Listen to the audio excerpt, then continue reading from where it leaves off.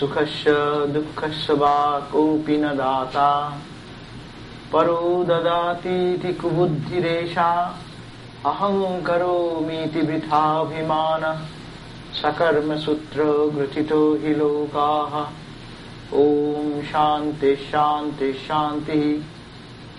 Listen to me, O friend. In this universe, who is the cause of whose sorrow or happiness? It is perverted intelligence that attributes these experiences of sorrow or happiness as caused by another. It is vain pride that makes one think that I am doing. The world is stung, as it were, in the thread of one's own action. Om, peace, peace, peace be unto us all. And dear friends, it is again a great opportunity to see you all. Probably it is my fourth, I do not know, fourth or third, I do not know, time here, and fourth time. So today we will have, our subject has been given, the karma and reincarnation. It is a very popular topic and also is very pertinent with our life. What we all work in life, but what is the goal?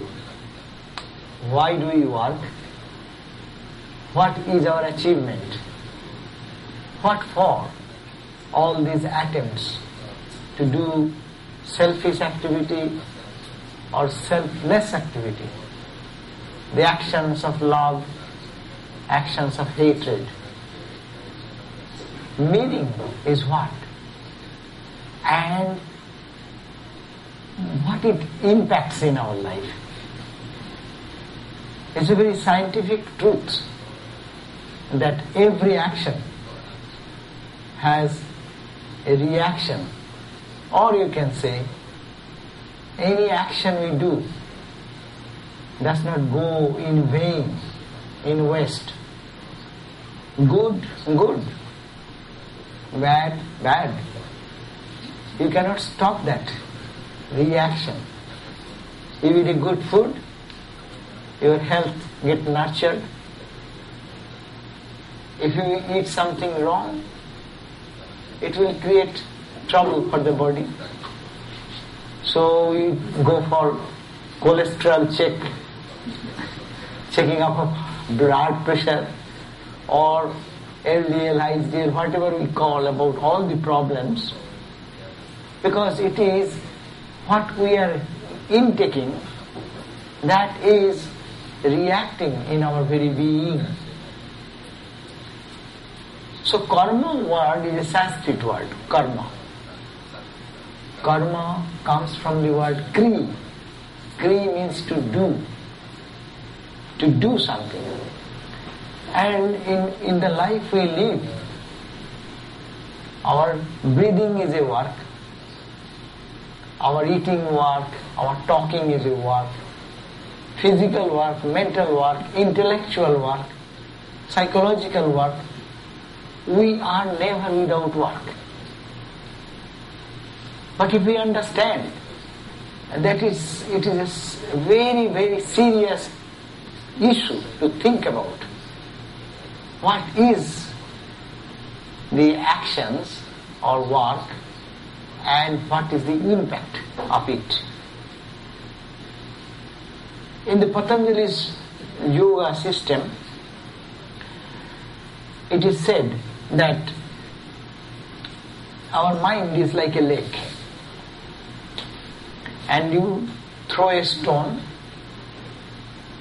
according to the impact of the stone there will be ripple, and as many stones you throw, it will create one impact immediately, but it will not go in west. It will go down and sink in the bottom.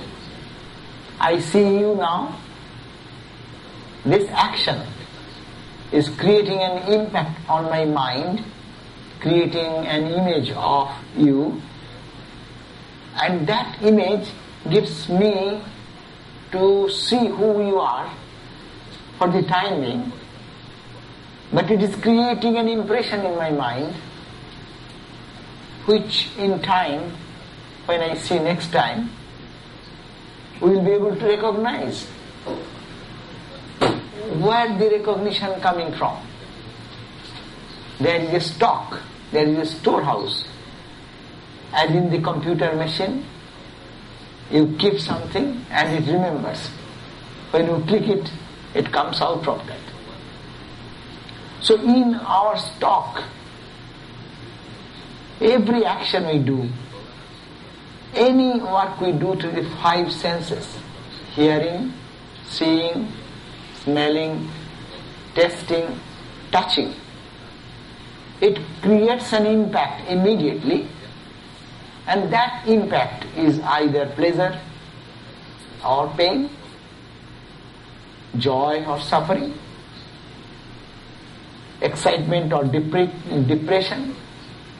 But this impact remains in substratum and goes into my mind, bottom of the mind. That is, Patanjali has described, it is called the chitta, the mind stuff. It is a combination of our mind, intellect and ego. Combination of these three together is called chitta in Patanjali's yoga system.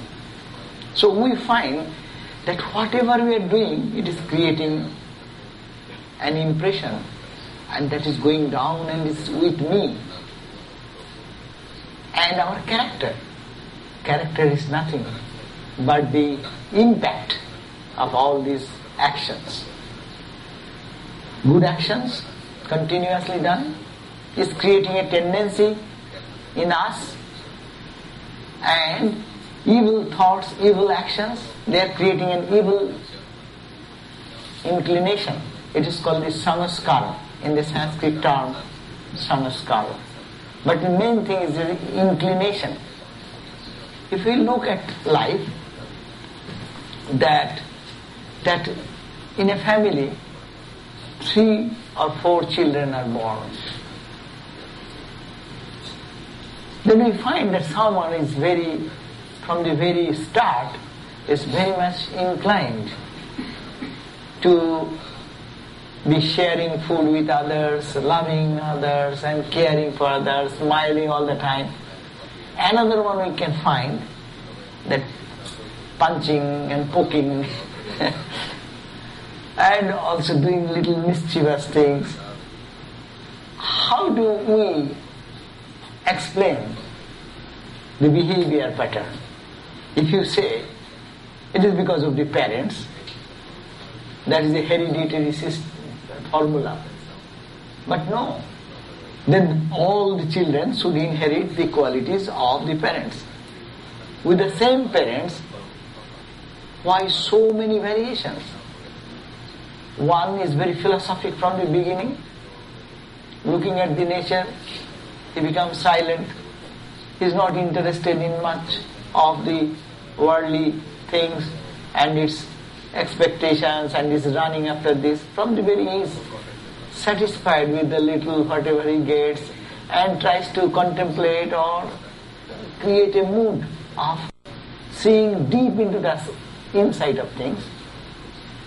And another maybe the same family, just the opposite nature. So if we look in this perspective, we see what is the propelling force which is forcing one person to behave like that, another to the other side. A doctor, father is a doctor, well-established doctor. I know of one such friend of ours. He has a big, huge business, medical business, meaning he is established in his life, he has good office, he has so many patients, and he is trying his son to put him into that medical line, medical profession. and he's giving the best attention, best care, all support. Going to the hospital, even he is a first year student, and take advantage of all this training, this, that. Nothing happening. And another, not born in any environment as such, getting little bit of something to do in life, he thought, let me go in this profession, and he's doing miracle there. So again the question is coming that we create our own future. Karma is such a thing, it creates a momentum. It is not that we are all bad or we are all good. Our life is a mixture of so many different varied tendencies, actions, wishes, all mixed together. And as a result, it is called the resultant force of all these different thinking. These are force. Thought is a force. We think that doing something physical is the work. It is work, it is force. But mental thought is a bigger force. People plan somebody that I'll kill that guy. It goes, nobody knows in the world. It works in the very fine level in the mind. It's a thought. Thought, see how it works. Say 9/11. So we see the effect, action, result, work. But where is the starting point of it? Planning, go back. A thought came in the mind of some people, whatever be their philosophy, and they thought that if this we can do, then we'll achieve something. And with that intention, they planned in such a way, wow, what a big planning! To train somebody in plane, in becoming a pilot in the plane, and then teaching them and making it the perfect to the second, all this planning has been done. So, the point is that the thought is much powerful. And thought is created by our actions, by our thinking. Thinking at this present and the impact of the past mixed together, they create our future. So we have to accept, if we believe in science, that a direction in life, our likings, our tastes, our fascinations, our inclinations are just not sporadic. It has come from some background. It has its basis. And that is, we have created that by our own choice. We may have forgotten that. Now we have forgotten. Now we say, I want to be good. But that is the problem of all of us who are following the path of spiritual discipline. We want to say, I want to meditate, I want to pray. But when I sit for meditation, mind runs. Is it not the problem? All of us are suffering from that problem. So mind is running. Why mind is running away? Now put that question. Who has caused this mind to run? I once allowed the mind and pampered the mind, go. And mind went, if there's anything, mind likes, okay, go, get it. And as mind went on getting, his tendencies have grown in that way. And now, one day you say, hey, mind, don't go that side. You say, why? See, the impact created by us is now creating an obstacle in our life. So the point is that karma theory is a great theory to reform our character. Nothing is bad in life, according to Vedanta. We go through the experience of life. We eat junk food and we get high cholesterol, we get blood pressure, blood sugar, and all these problems. Then we say, I don't take sweet anymore. I don't take sweet anymore is a conclusion. It has come because of that experience. So we do this thing always in our life. We go through different experiences. That's the beauty of Vedanta. There is a fear in Christianity and other thoughts that you are a sinner and you are going to hell. Vedanta has no hell. But it has hell, temporary hells. It does not put you to eternal hell. You did little bad karma and karma's effect. And that effect will be over. Then you start your new journey. There is hope. And I have created that. I can undo that. So there comes the power of Vedantic thought. So Vedantic thought is that all experiences are necessary in life. And in this life, we see only a portion of our life. There are much behind. We have to accept much behind to define the tendencies of our mind, how we are so many people in so many different tendencies. What has created it? It is not anyone else but me, for myself, you for yourself. So Vedanta tells us that this is the seen world. This is called the visible universe. We deal too much with the visible universe. We have something past and something in the future. The Gita suggested that we live in the present, in between. And he told, Krishna said that, oh Arjuna, you have forgotten your past. What you were before, what you did. I remember everything. I can remember everything, and what is coming, that also I know. It is a science. If you know that if a bullet is triggered from one point, and it is certain angle and certain strength, you know where it is going to hit. You may see a segment of it, but you know where it is hitting. And you also know where it started. So our life has started that way, and we are moving to certain destination. What is the destination? According to Vedanta, destination is freedom. Freedom is what? Freedom from all types of sorrows, miseries, weaknesses, limitations. We want to be free.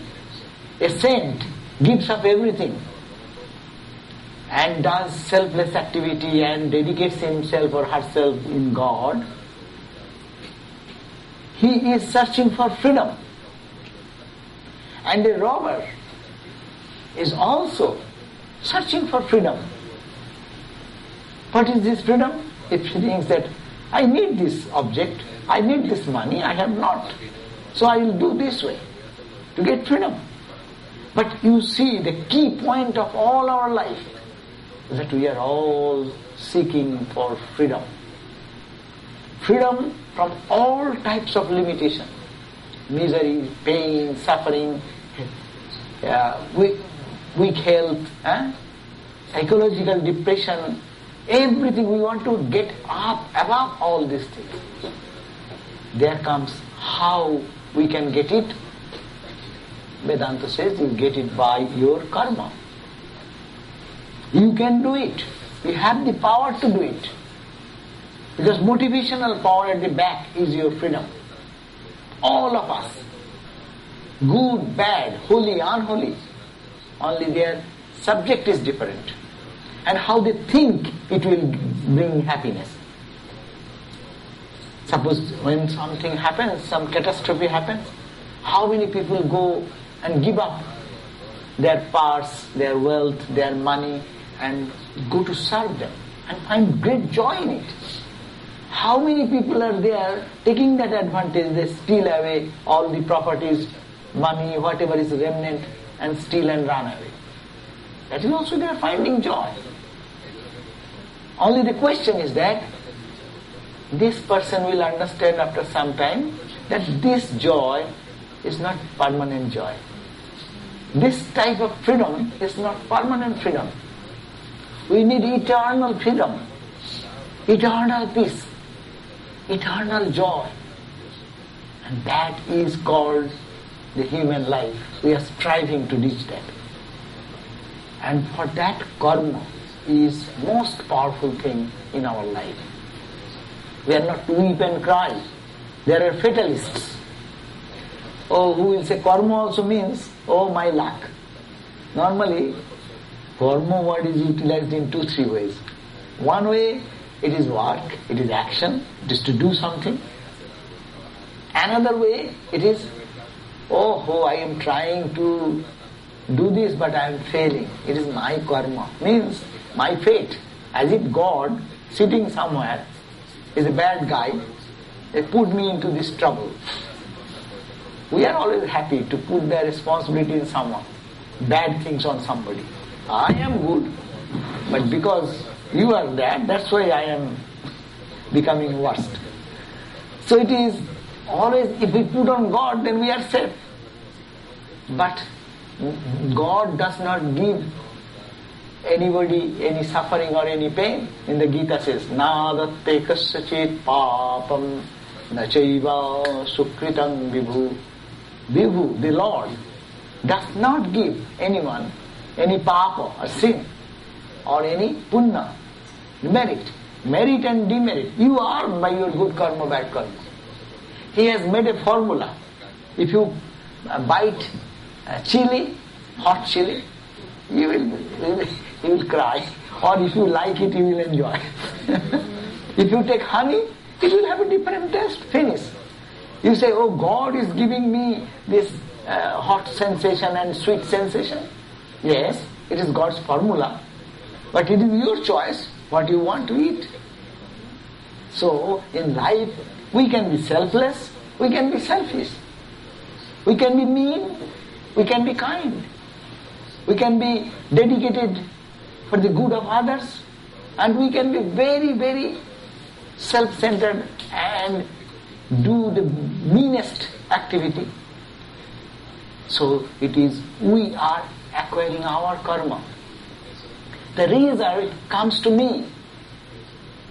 So this is very important point in life, that how we can go towards freedom then. Freedom is the goal of everyone, that is true. We all want, but how to reach that goal? There is our responsibility comes. How you want it. There are traditional spiritual paths, and there are other ways of moving in your own whims, according to your whims. If you move into your own whims, it will be delayed. Suppose before you make a journey, you start your car, and you make a journey that I am going to such and such place. So you make a Google search or find a map quest and take a map and get all the direction in your hand, and then you move. No? And then you know how far you have come, how far to reach. This is the scriptures, the spiritual texts. But suppose I don't take anything. I move according, I take a car and just start. Okay, you go here and there, and then after roaming here and there, find that, oh, I have come in a wrong direction, I have to go back. So our karma, which karma will take us straight to God? What type of karma will delay our journey? Scriptures have dealt with that. The holy people, the great spiritual giants like Christs and Buddhas, Ramas, Krishnas, Ramakrishnas, they have given some formula and they have treaded that path. It is called the verified path, and it is verifiable because it is verified before. It is verifiable by us, and that path is to be treaded. Now comes the question, karma. Why the question of reincarnation? Many people, there is philosophy, don't think of future life. There are philosophies which is called Charvaka philosophy in India, and materialistic world follows that philosophy. It says, Reenam kritva ghritam pibet javat jivet sukham jivet. If Reenam kritva, my borrowing money, you should eat good food. Ghrita means clarified butter milk, in early days considered very costly. So they said, that means you have a good health. Just you borrow money. If you have no money, just borrow and don't pay off. Like we say in this country or in America, what we say, have your credit card, use the credit card. Whatever you go to shopping mall and bring all thousands of dollars of things. Whether money, don't worry about that. Just get it. So it is called the Reenam kritva, loan. And you Ghritam pibet, you enjoy whatever you like. And if you cannot, then declare bankruptcy. No money, so what can I do? So that is not a philosophy. It is said that this life is only few days. They also have a philosophy. They say this life is only for few days. And I do not know after death there is any life or not. We don't see anything. We see that man is put into cremation and is gone. Is it not? So he says, Bhasmi bhuta, when that which is burnt, Bhasmi bhutasya dehasya, the body which is burnt or put into the cremation, punaragamanam kuto, where do it come from? We see that body is put into the fire and it is all burnt into ashes. So why are you thinking of afterlife? Just enjoy whatever you have now, here. And bas, finish. And if you have money, okay. If you have no money, but anyway, just enjoy life. But this philosophy does not go on well. Because we are not physical beings. We are more than physical. We are more than mental. See, when we are here, we are seeing this world. When we go to dream, what about this body? We don't identify with this body. We live in another body, is it not? We live in another world altogether. So, you cannot say this body is the only body and this is the only reality. You have another reality. Every day we are going through that reality in dream. When you go to deep sleep, then that is also gone. Another reality. So, this physical body and physical enjoyment and physical things cannot be the end. There is something beyond. As I said, this physical thing is going into the psychological level and in the mind level. And that mind is an old guy. His body is renewed every time. But the mind moves from one body to other body, to the other body. Why? The argument is that if we are not satisfied here in this life, what happens? We all think that, I wished I would have been like that. I wish that I could have been rich, I could have been educated, I could have been a CEO, I could have been a big political leader. Nothing happened. The desire is a force. That desire remains in me and it's an impulse. It will push us for the next birth. Similarly, in any direction we like to go, for our spiritual journey also, until we reach that perfection, until we reach that absolute blessedness and peace, we cannot stop our journey.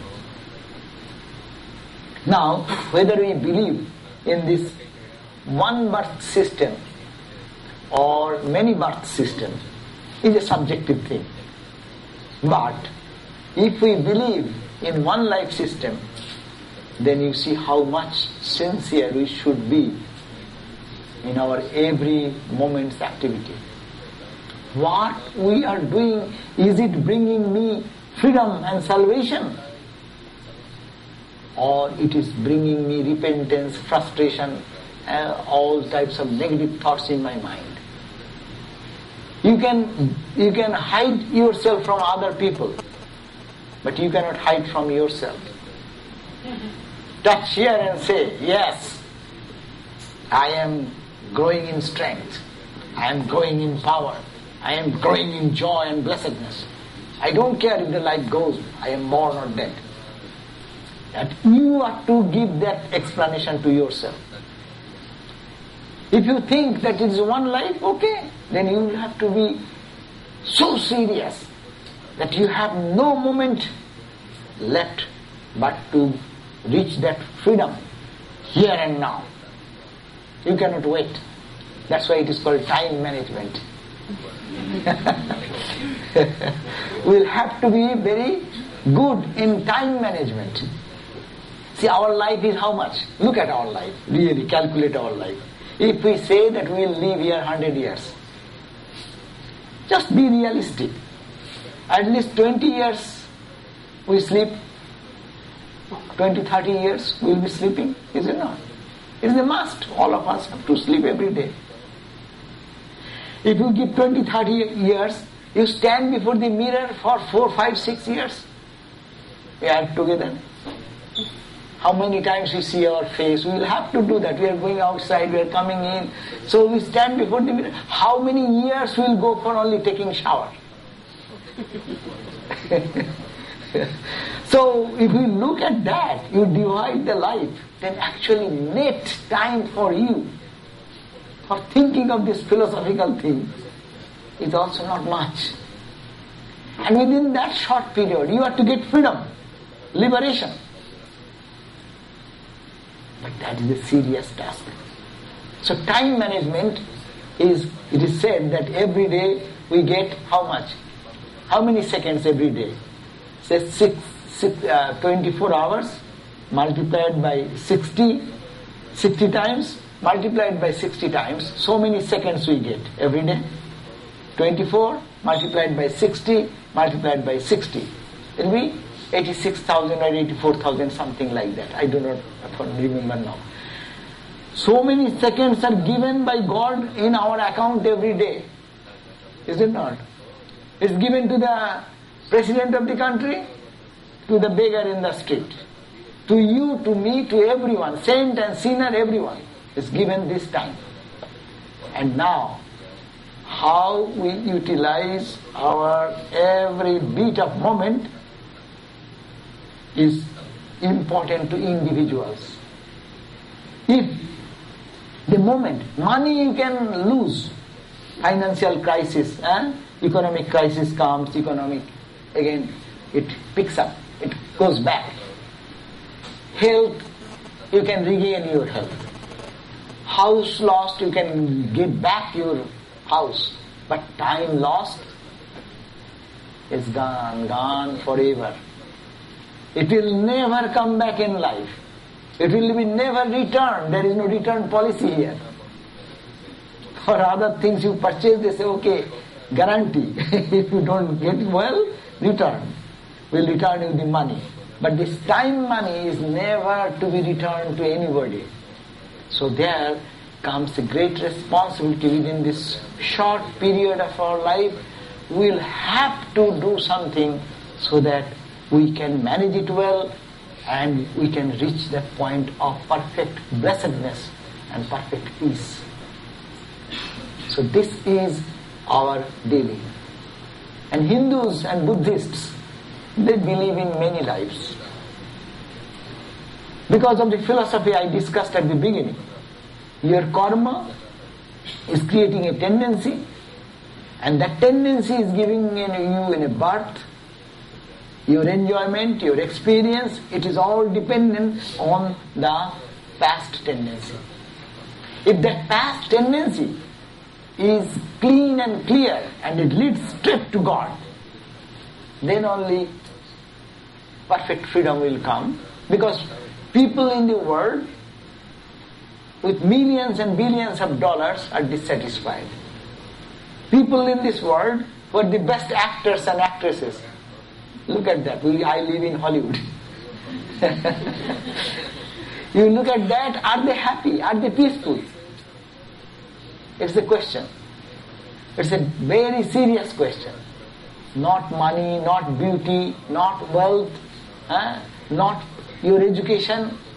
Nothing can give you that absolute sense of safety and security and joy and blessedness. So to find that safety and security, it is to find who in you, who is the truth, who is the conscious entity. This body is a robot machine, I always say. It's a machine. You know the robot machine, how it works. Particularly they use it for bomb, where there is a bomb blast or something. They don't want to risk their life, so they put this robot. And that is controlled from somewhere. And they control it, and the robot moves step by step, and with 7, 8, camera, looking at the right, left, this, that, and they can get a picture on the the screen, and they can guide the robot to move right, left, catch, hold, like that. This body is exactly like robot. Is it not? It has not its own innate ability as consciousness. Body is not conscious. Body behind body is something that is conscious. The consciousness is not the innate capability or quality of the body. Body is built with material object. Look at that. We eat food, we eat calories, we eat all these things, create our bones, our flesh, our blood and everything. So it is a matter, it is raw food, cooked and digested in the system, it brings this physical body. And a subtle part of that physical food is called the mind is being created. That's why he say, you take some food offered to God and then eat, it makes your body pure. It makes your mind pure. Because its impact is going in a subtle level. When you think of God and offer it to God, and then you take, then it has this impact in the subtle level. Physical level will be physical body. Subtle level will be subtle part of your personality, which is your mind, your intellect. So, now comes the question that we can really change ourselves by thinking in a way that this activity will lead me to freedom, not to bondage, to your own peace and happiness. Not for temporary happiness. Temporary happiness we know. Temporary joy we know. The temporary joy of food is what? You eat in the tongue, bas. After a few seconds it goes down throat. Where is the taste anymore? Good and bad food all same, is it not? After you leave the tongue, the food goes down. It is the same. Only we are so fascinated with the tongue that we go for this restaurant and that restaurant, and even people go to the other countries. Which restaurant in Paris is good? So we should go there to have that dinner. But that is for few minutes, few seconds. It cannot be a permanent companion of me. That joy will leave me. But this is a joy which we have to strive for. So, main point, that to reach this life of perfection, to reach this life of purity, karma is very important. And Hindus and Buddhists believe that you try, it is a tedious task to reach this goal. If you cannot go on doing your good action, and this whatever you have done, the accumulated effect of those will give you another chance in your next birth. Then that life also you utilize, go through the experience, good and bad, and ultimately understand that there is nothing permanent in the objects you have searched for. Then you search for what will be permanent. It will come spontaneously, and then after that the wheel of birth and death, the circle of birth and death will be stopped, and one day when you reach the goal, And we must have to reach that goal whether we wish it or not. Unconsciously or consciously, we are all moving towards that. There is a mystic poet who is called Tagore in Bengal. He said that as the streams from different sources run towards the ocean unknowingly, as the lamp, as the flower remains waiting with closed, unblossomed, waiting for the morning sun to come, and it touches and it opens up. O Lord, similarly, we are waiting for you, not knowingly even. Life after life we are waiting for it. So this life, if one life you can finish it, that's the best.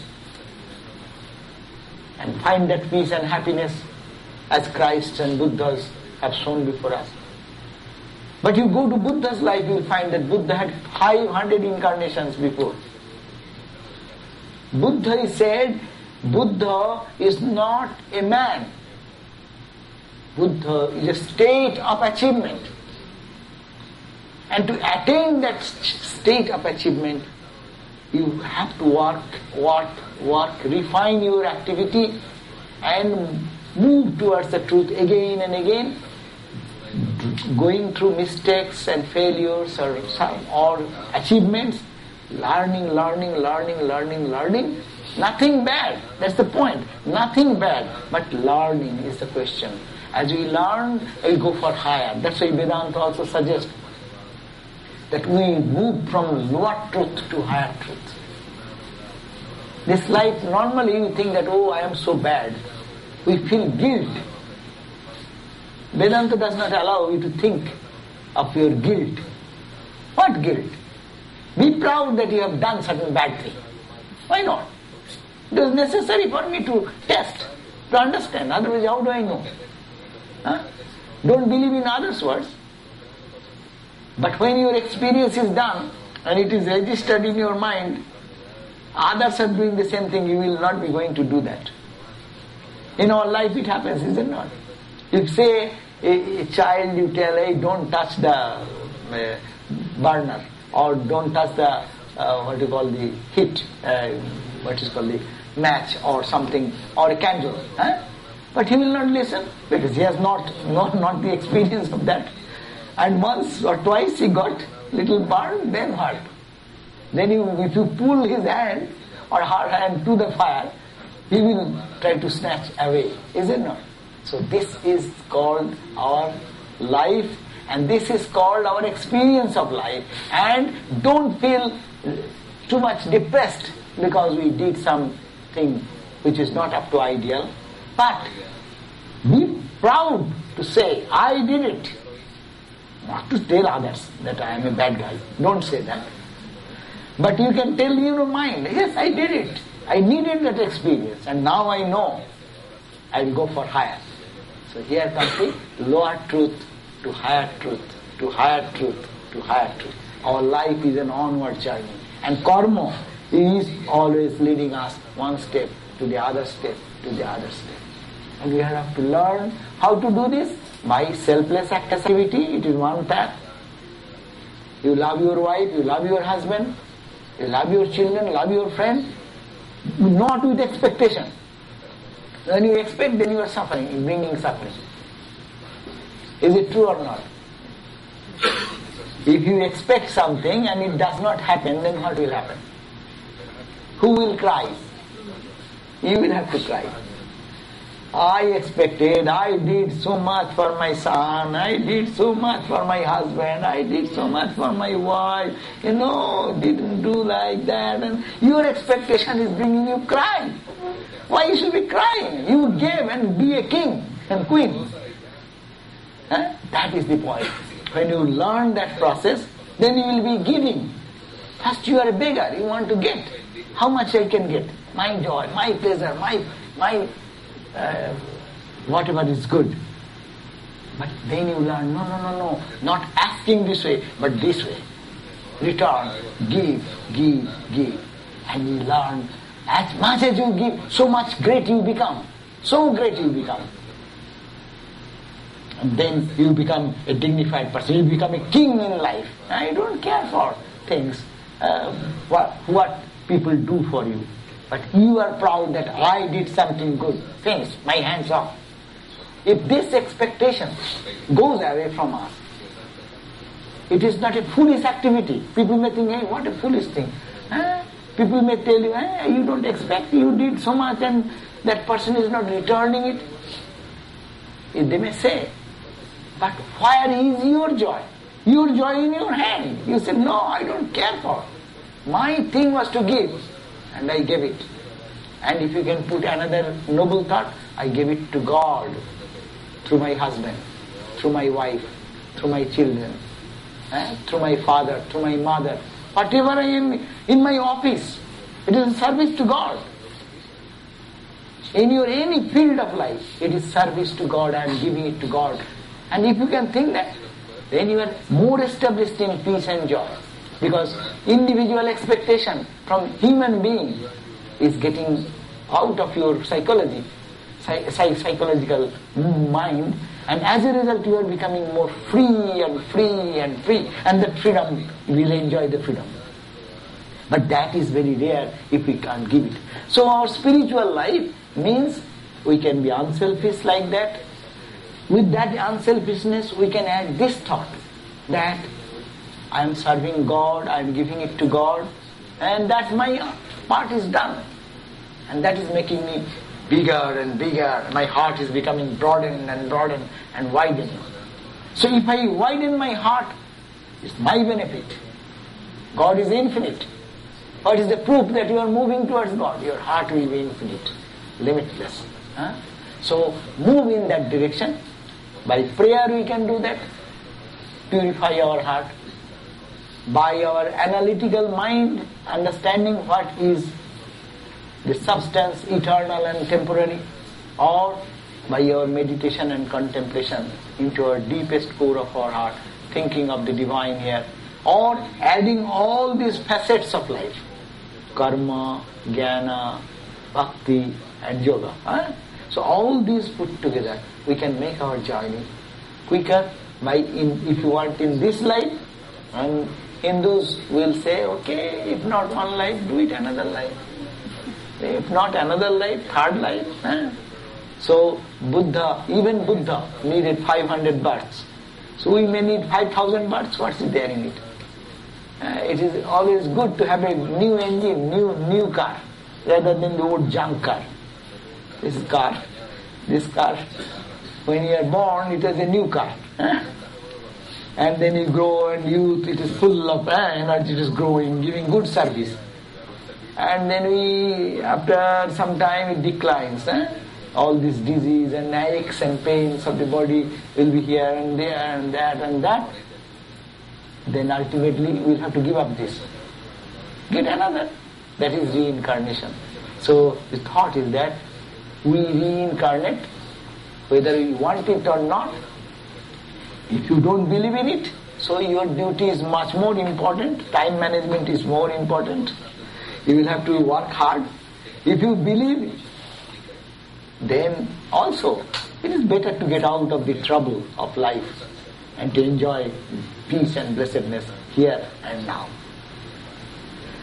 So that is the main theme of karma and reincarnation. It can be discussed a long ways, but I would suggest that if you have some questions, that will be good from your side.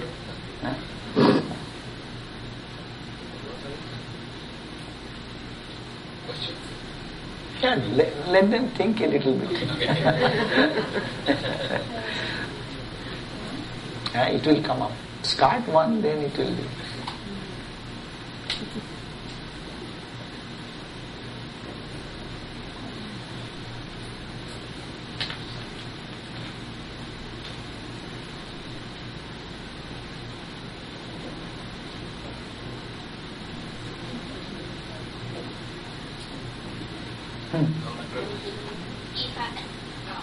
Can you hear me? Yeah. If there is a newborn that died, that means that all he needs in this life was a short time. Right. It is thought that if we are born, some are born with a span of 5 years, some may be born for 10 days, some may be 100 years, some may be 60 years, some may be 80 years. It is said that we are born 3 types of karma. Good you put that question. 3 types of karma is there. One karma is that what I am doing now. This type, this karma. Another is the karma which started my life. That means I started with some specific desire to fulfill in this life. So starting of the life, that's called the beginning, the impact of the karma which brought me in this life. And then another is the accumulated past impressions are in my heart. So the present life it is called, it is started to fulfill certain one desire. We have limitless desires, but for one purpose, one thing. Maybe to fulfill the acts of my past activity, good or bad. I am here for 10 years, someone is 20 years, someone is newborn, someone is this. It depends on what type of desire that individual soul had. As for example, I give you a gross example. Suppose we go to the shopping mall. Someone spends maybe just going and picking up something and comes back. Is it not? Some may go for 1 hour. Some may spend 2 hours, 5 hours. Whole day may go. Even one day is not enough. You go another day, another day. So this is a practical illustration in our life. So similarly, we come with that type of karma to fulfill, whose karma is limited.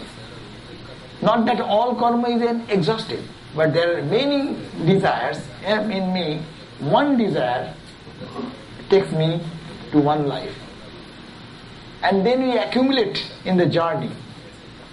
More in that direction or more in... We as if life is moving in this direction, you can change it this direction. Godward, or it goes to the other direction.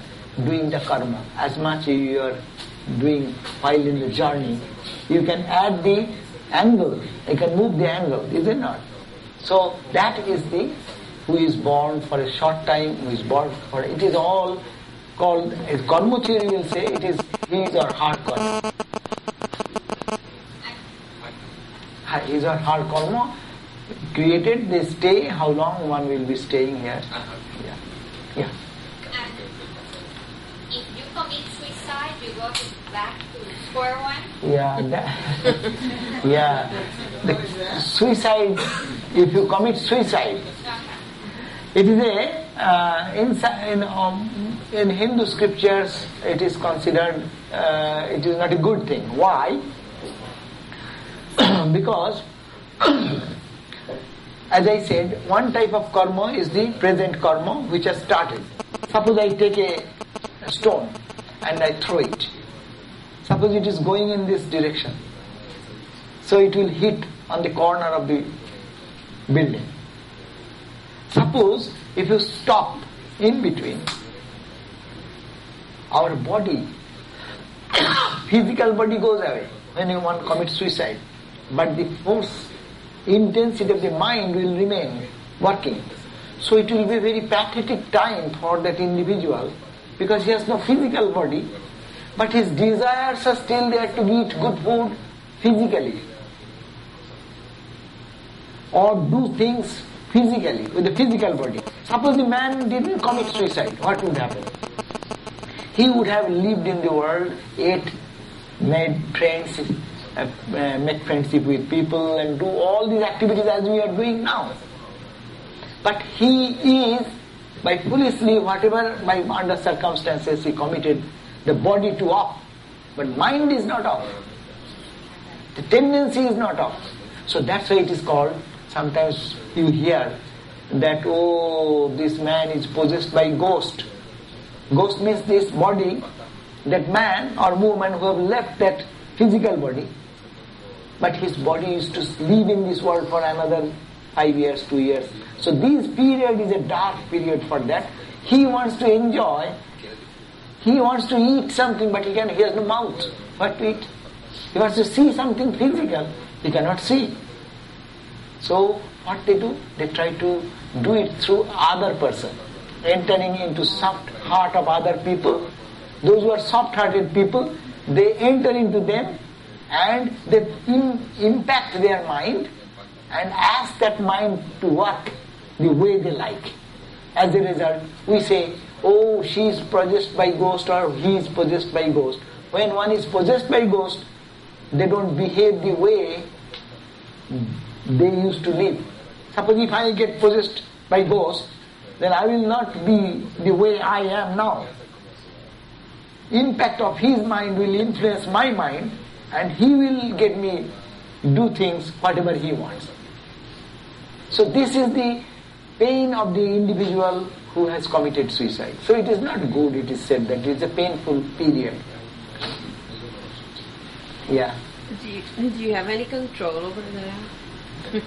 Maybe that someone will come and possess me. Oh, the point is that it is said that normally the body will be ending at one day or other. Physical body for everyone. Someone may be 10 years, 20 years, 30 years, 100 years. But those days, afterwards the body would have gone. So control is there that when it is done, then it will be again a rebirth. During this period, he is undergoing some bad time, difficult time, because his physical body is not there, but physical desires are there to live like a human being. So that is the problem. But when that period will be over, he will be gone as we die now, normal death. We will be again going for next birth. What will be our desire according to our desire? Yes. How fast can we reincarnate, or how it is decided? How fast are we coming back? It is our desire decides that. Our desire decides that. Suppose, if we, as the scriptures say, that you know, when we are working in this life, we generate a desire. At the point of death, we have thousands of desires. I want to be like that, I want to be like that. But at the point of death, what is your intense desire? Last one thought. Say we have so many thoughts now. And now when we go out, and if we just, before entering the car, if you think, no, let me go to my friend and come back. You never thought it. It was in your mind. So you think that I will have to go. Okay, you drive that way. So it depends on you. Everything is depending on you. We can fasten it, we can sweep, we can make it swift, we can, some say that you do some good karma and keep the karmic result in your hand. So you go to some heavenly place and enjoy heavenly pleasures. And when it is finished, you come back.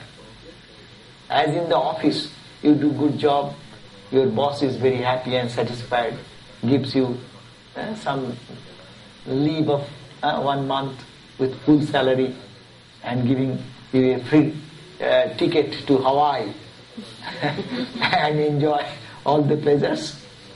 Similarly, you did some good karma in this life.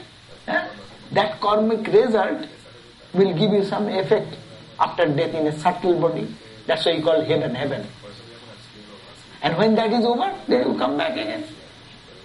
Because sometimes you pray to persons who have died maybe 10 years ago, and you still pray for their souls. Yeah, that is. Maybe he's reincarnated okay. already. Yeah, that does not do any harm even. Even if they are born, that also do not harm. If they are not born, that also do not harm. I am giving you one calculation. It is believed that our 365 days, what is our 1 year? For the departed is 1 day. Relative, it is all relative. You just look at yourself. When you are now, we are listening to 1 hour. Acha, do you think we are listening 1 hour? It seems not that long, no? Because we are absorbed. time is relative.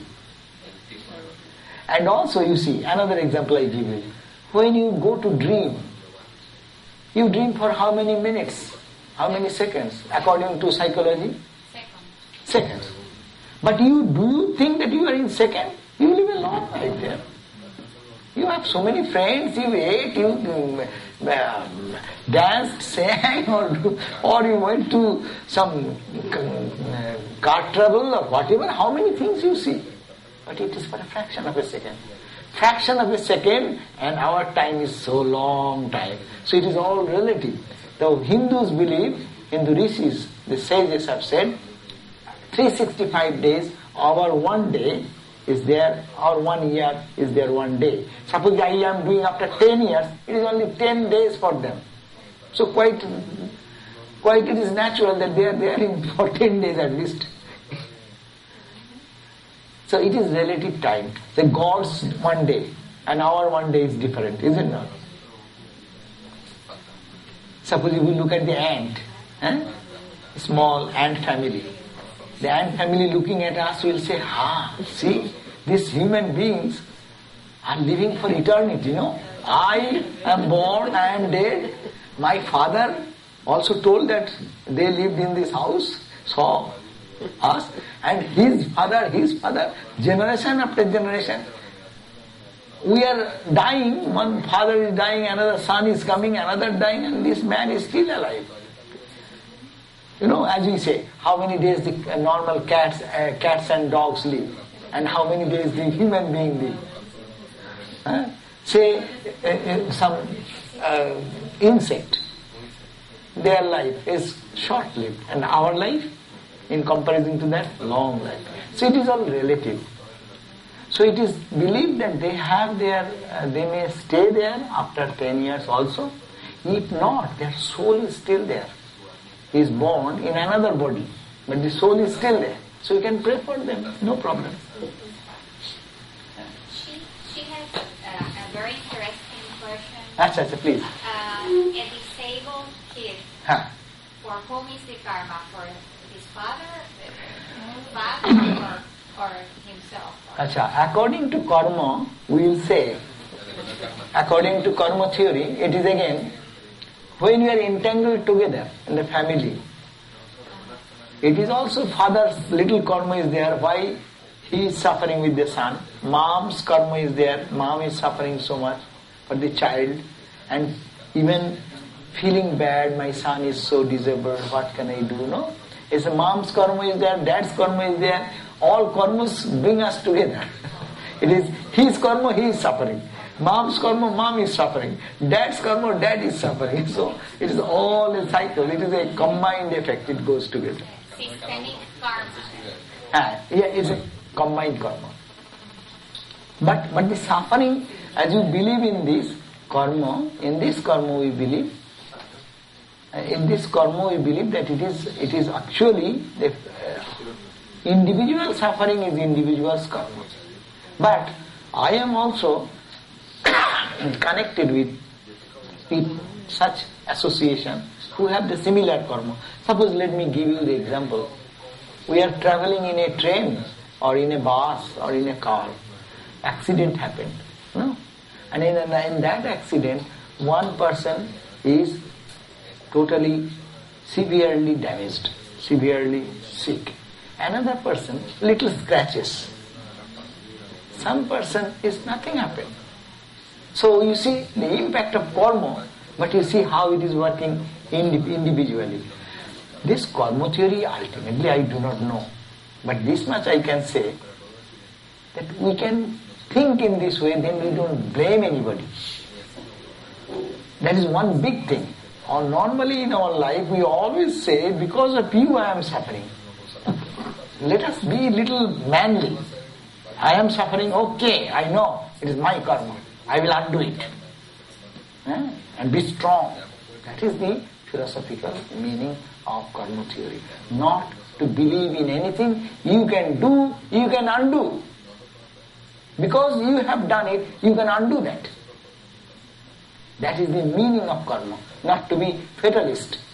Not to think, I am done, I have no way. I can change myself. Yes. I assume that karma can be considered energy. Yeah, karma is energy, force. And on that line, I'm like thinking about a parallel between karma and our brain wiring, and that, brain wiring, or the energy we have of the experiences we have when we through our lives. It's kind of stored in our brains, and there's work we can do to undo some of the traumas, experiences that affect us and makes our life be in a certain way.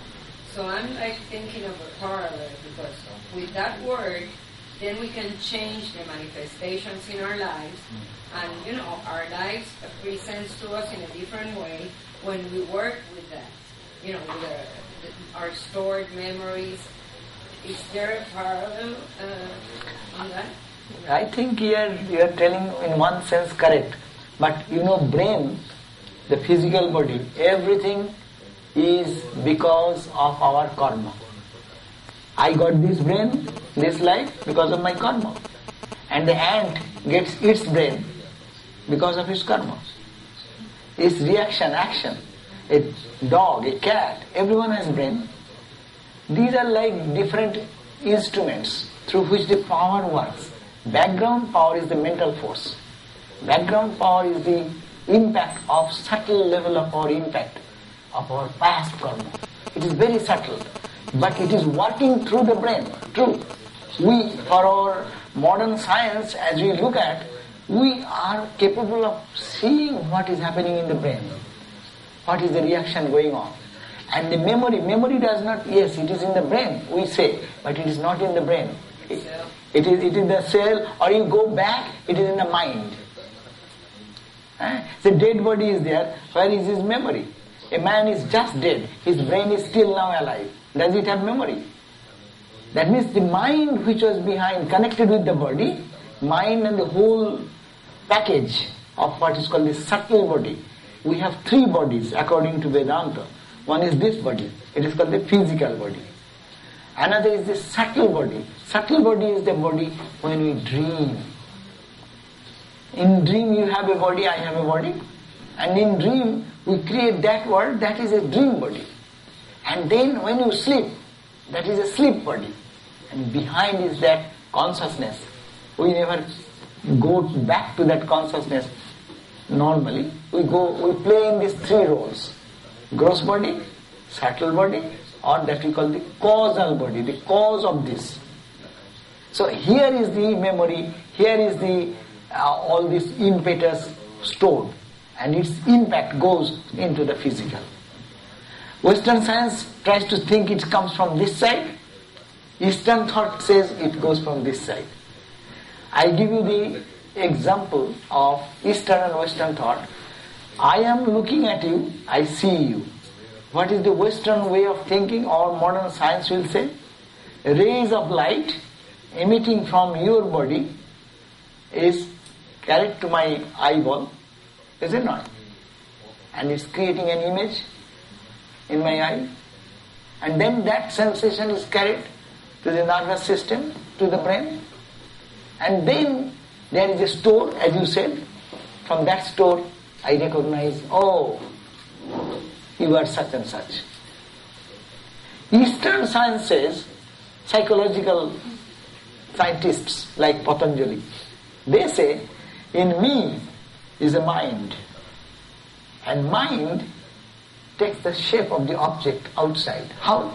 It comes from within and then comes through the eyes and it falls on the object and takes a snap and then catches and goes back. So these are the two ways of thinking, but the point is that physical world, there is something behind that. That is the force, and that we want to change there. That's why we work on the mind more. And if we change on the mind, physical will change.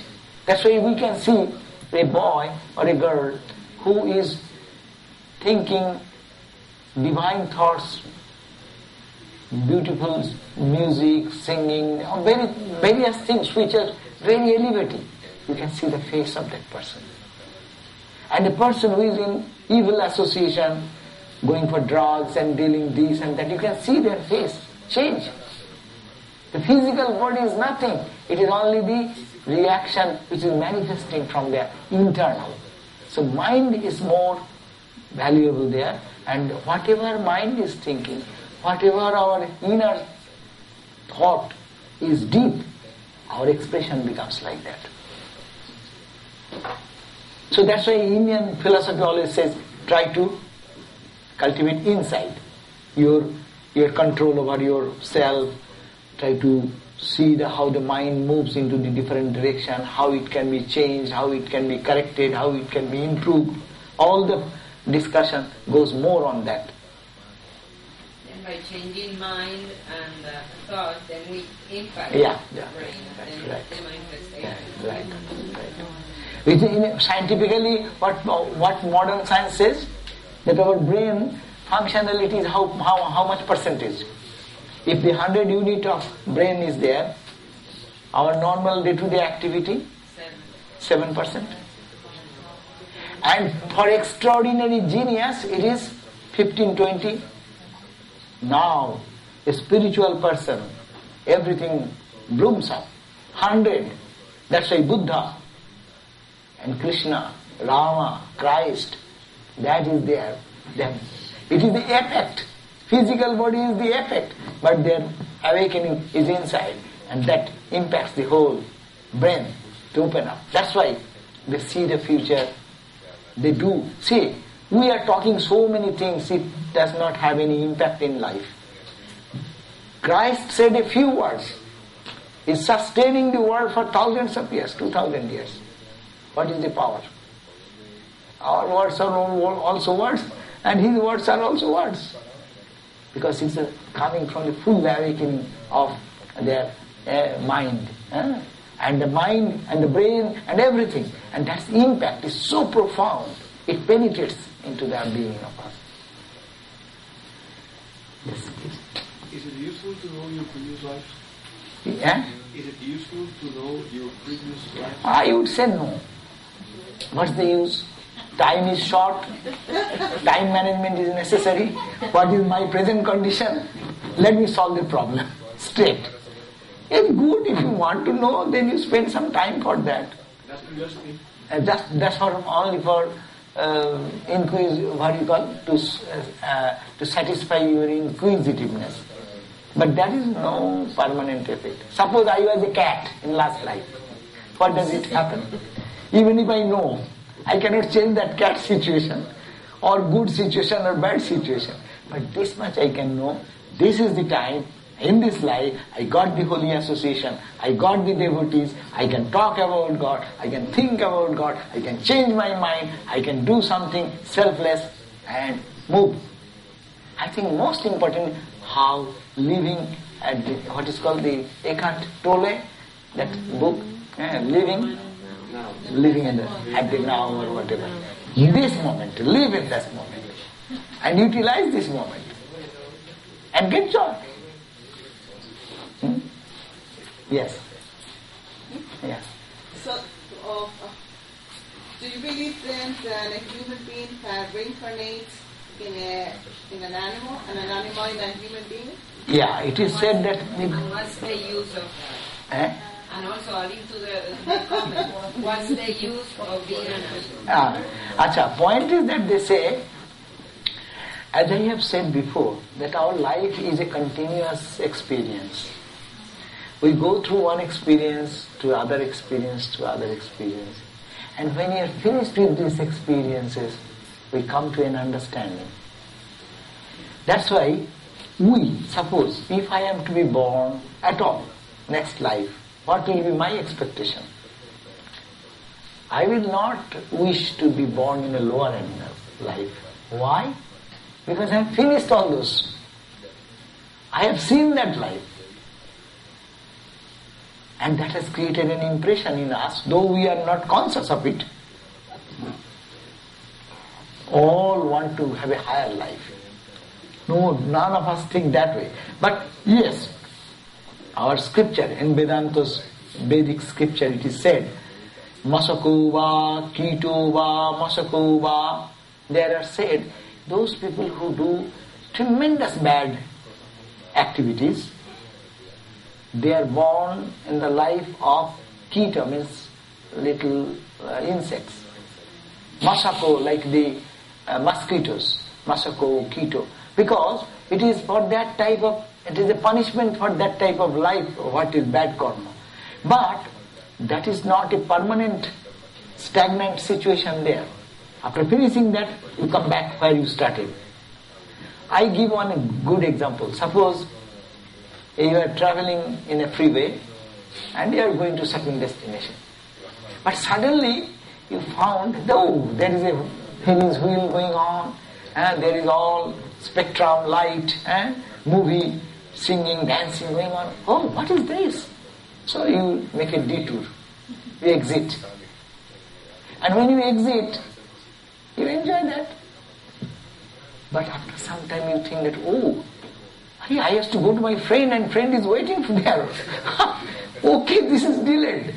This is a delayed journey. You spend as exit, in your exit. And it may be good experience, bad experience, whatever.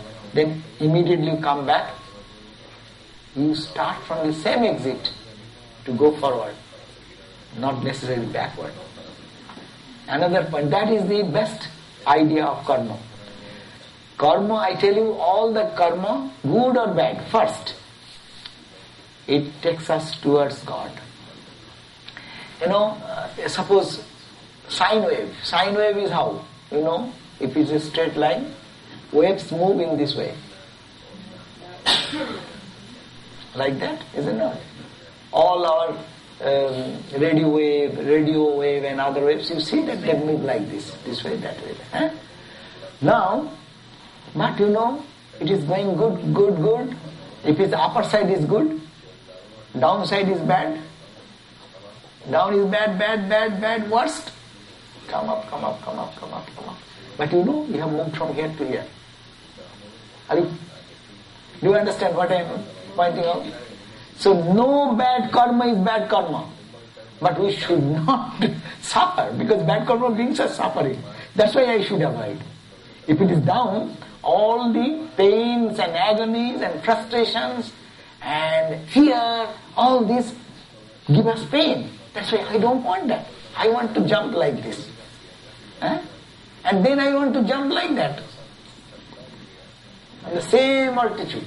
Not to come down. That is the permanent peace. Permanent joy. Our life is little. Every day you look at our life, it is little joy, little suffering. This and more suffering.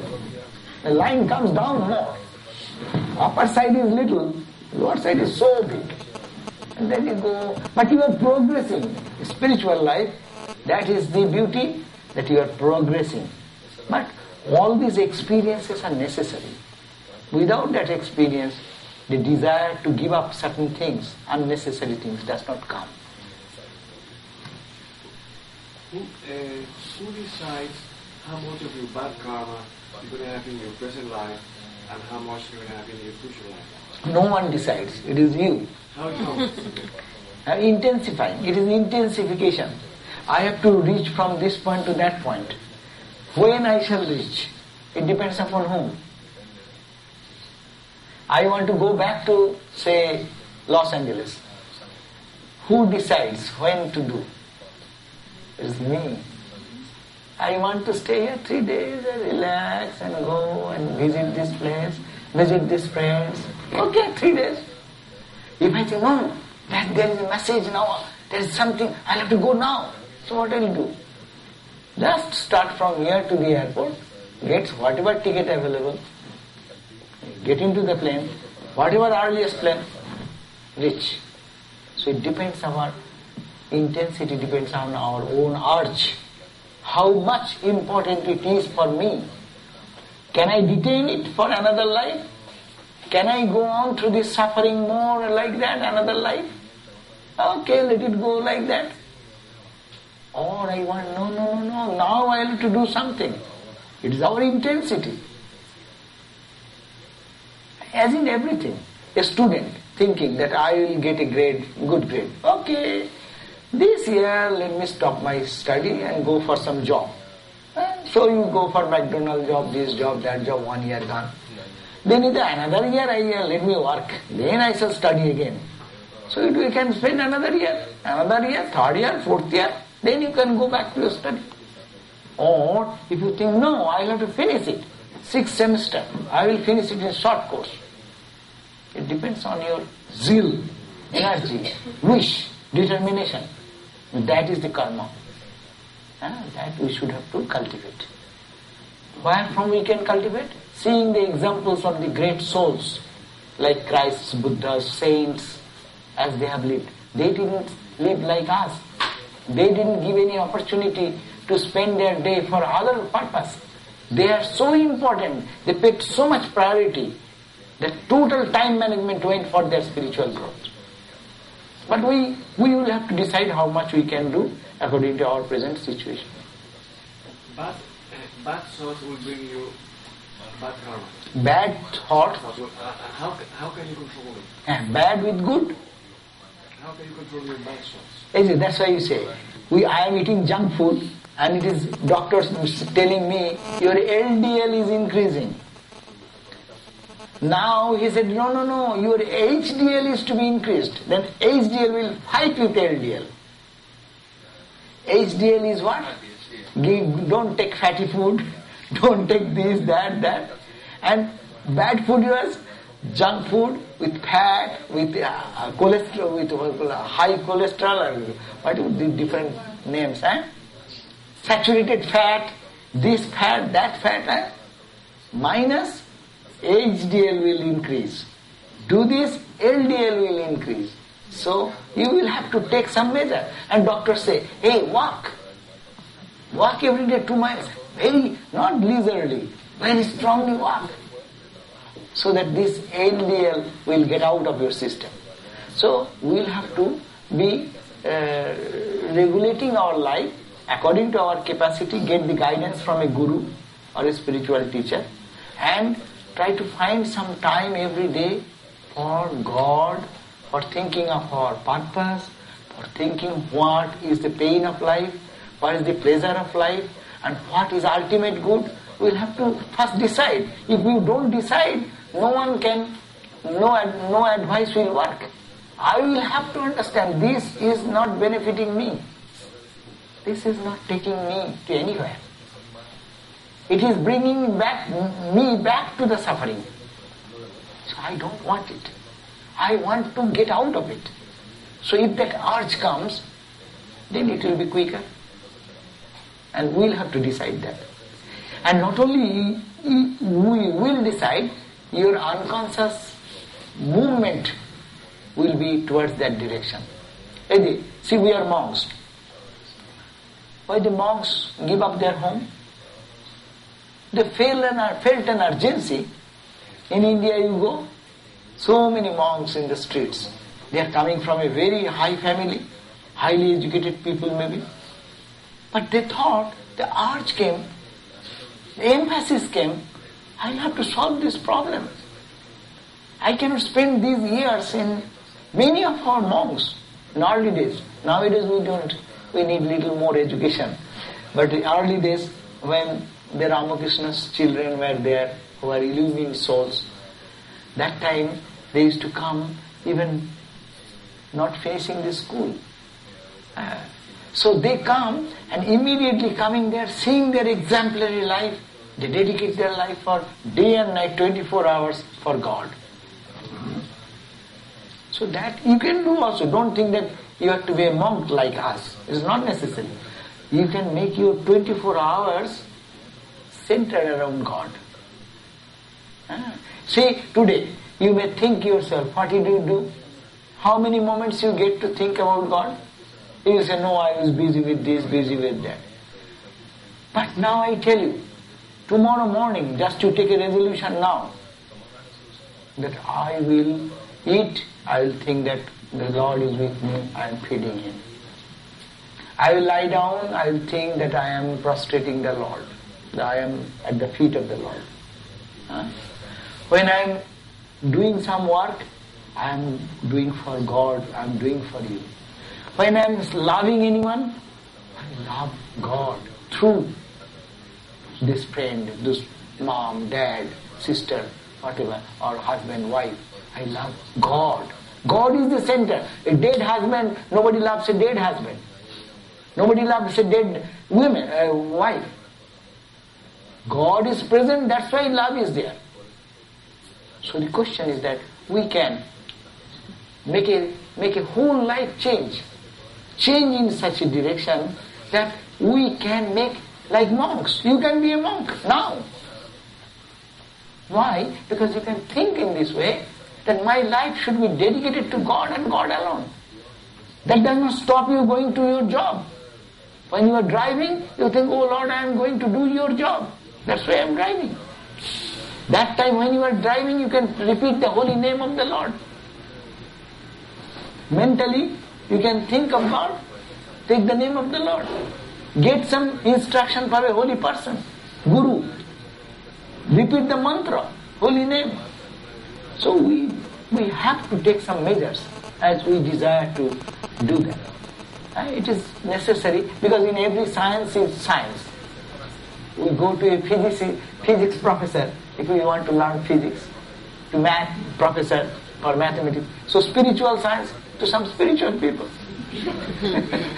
We cannot go to a psychologist to teach us what is spiritual life and okay, what mantra shall I japa or what shall I do. No, he is not the right person. That's true that when you reincarnate, you choose your parents. What? That's true that when you're going to reincarnate, will choose your parents. Choose your parents. Yes, it is also said they also choose you. Parents hope that if I have a child, I like this type of child, he will be like that. Little of that desire will be there with the parents. Not all will not match, it does not match. But little desire of one side, little desire of that side, and the child also wants, I want to be born in a family. Suppose, if I am to be born, what I shall expect? I tell you very frankly. I will think that if I am to be born, I don't want to be born again, but still, if at all, my thought will be, I shall be born in a family where the parents are so intoxicated in God. They are talking about God, their whole life is centered around God, the whole family is full of peace and harmony, not fighting all the time with each other. I like to be born in such a family where the spiritual atmosphere will be there, the peace will be there, so that I am born with the very beginning of my childhood, I learn all this spirituality, meditation, spiritual practice, and past action is there in me, whatever good or bad, and that will be augmented because of the environment. So I will expect that. That's why Gita says, Athova yogina mepo kule bhavati dhimatam. These people who have not perfected in this life, maybe for little is left, they will be born in the family of a yogi. Why? Because in the yogi, father is meditating.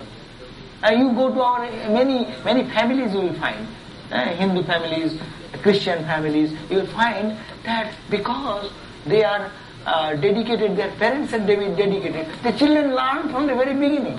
I saw that one boy, maybe 3-4 years, 3-4 years kid.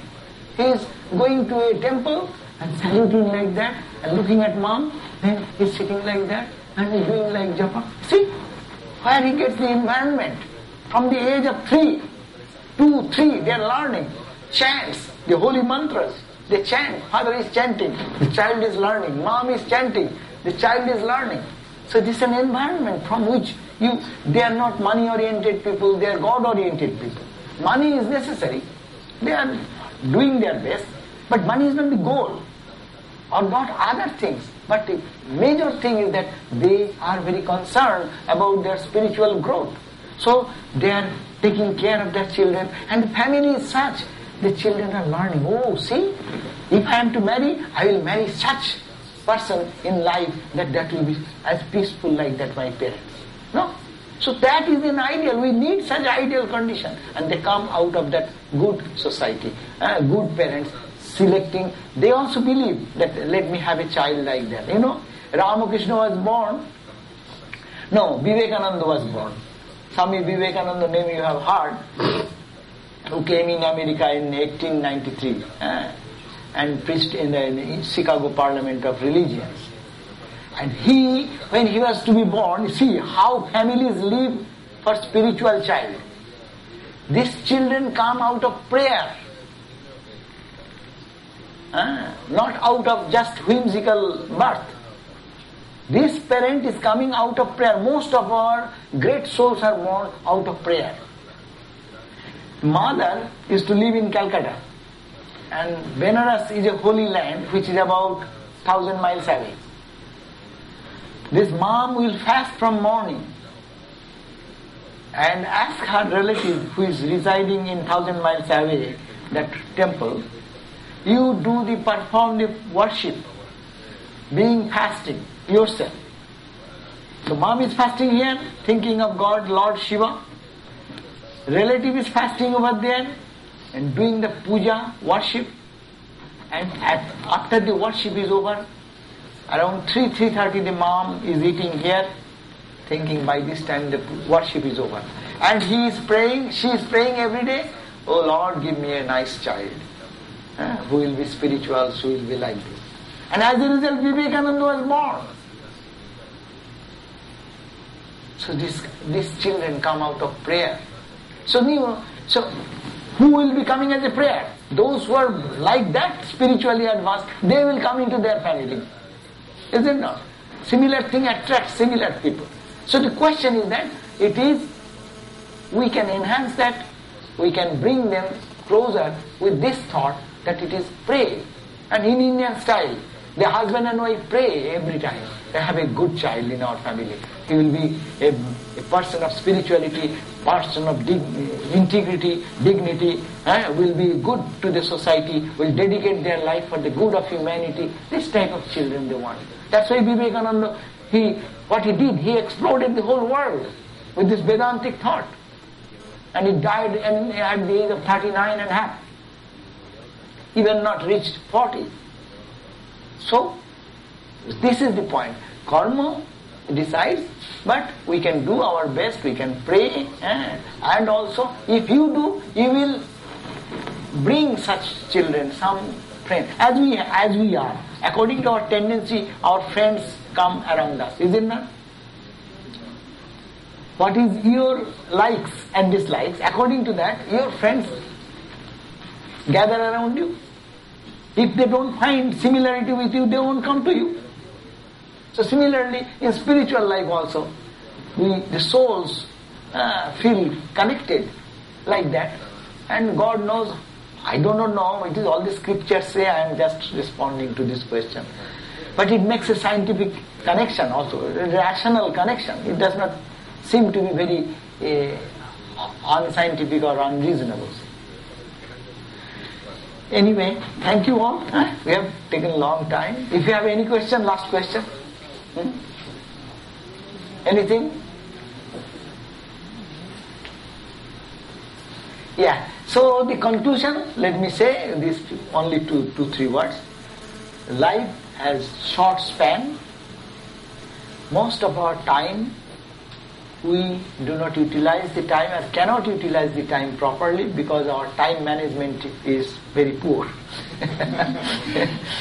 But even now this time management can be changed in a way that when you are alone, you are seeing that you are not alone.